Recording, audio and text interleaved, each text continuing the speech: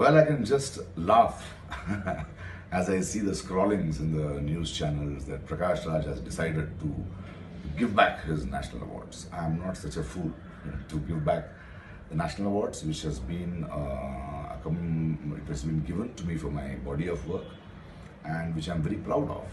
And I just wonder why this comes.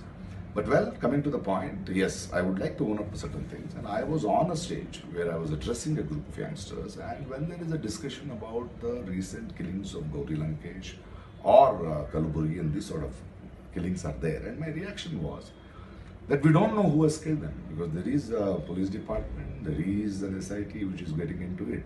But we can see who is celebrating. And I am pained, I am taken aback by the celebrations of a inhuman killing. And for the very fact that I have vented out my pain and my anguish towards those people who are celebrating, I've been trolled, I've been used bad words on my element. Okay, it's all in the game, I take it, because at least I know who or what.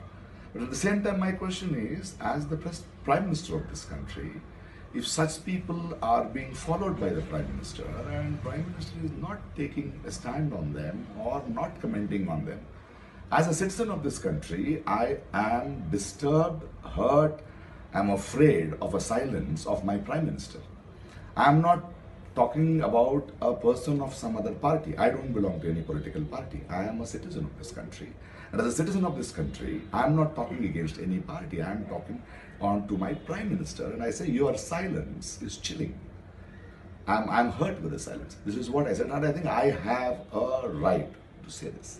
It's as simple as that. And this whole halla gulla of trying to make it big by saying Prakash Raj wants to reject his national awards in protest against, this is something which I have not said, and I'm not interested in continuing discussion on this. Thank you. Thank you.